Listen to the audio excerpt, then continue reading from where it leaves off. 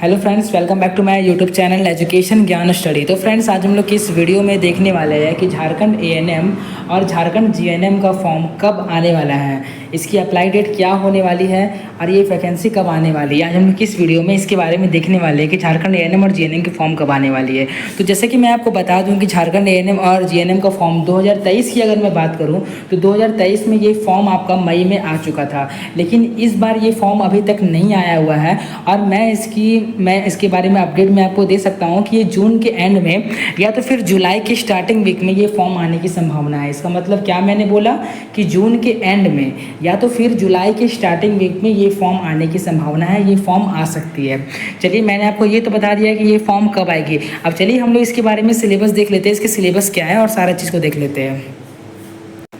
Syllabus को देखने से पहले अगर हम यहाँ बात करें कि जीएनएम के लिए हमको एज लिमिट क्या चाहिए, हमको क्वालिफिकेशन क्या चाहिए, चलिए हम लोग देख लेते हैं। अगर आपको जीएनएम कोर्स करना है उसके लिए आपको मिनिमम एज आपको चाहिए 17, मैक्सिमम एज चाहिए आपको 35 ईयर्स चाहिए और आप 10+2 आपका होना चाहिए। चाहे आप आर्ट्स साइंस या कॉमर्स, आप कोई भी स्ट्रीम से हो, 10+2 आप पास होने चाहिए। और मतलब कि ये सिर्फ फीमेल कैंडिडेट ही एएनएम कर सकती है और स्टूडेंट को मेडिकली फिट होना चाहिए, क्योंकि अगर आप मेडिकली फिट नहीं होंगे तो आप एएनएम कोर्स को नहीं कर सकते। अब चलिए इसके बाद हम लोग देख लेते हैं कि जीएनएम कोर्स का क्या एलिजिबिलिटी है, उसके लिए क्या एज लिमिट, क्या चाहिए आपको एज लिमिट। तो अगर हम जीएनएम की एज लिमिट की बात करें तो जीएनएम में भी आपको यहाँ पर मिनिमम एज आपको यहाँ चाहिए 17 ईयर, मैक्सिमम एज चाहिए आपको यहाँ 35 ईयर्स।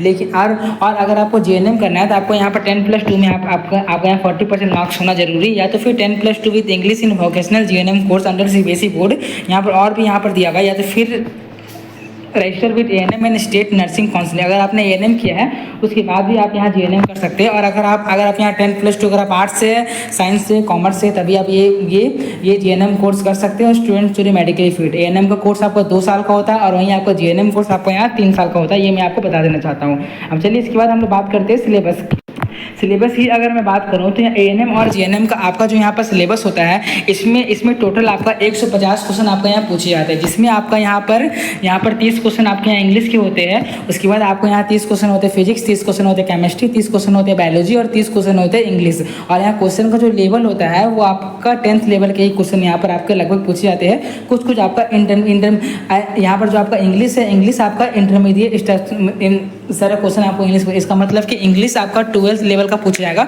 उसके बाद आपका यहाँ फिजिक्स, केमिस्ट्री, बायोलॉजी और जो मैथ है वो आपका 10th लेवल का पूछा जाएगा।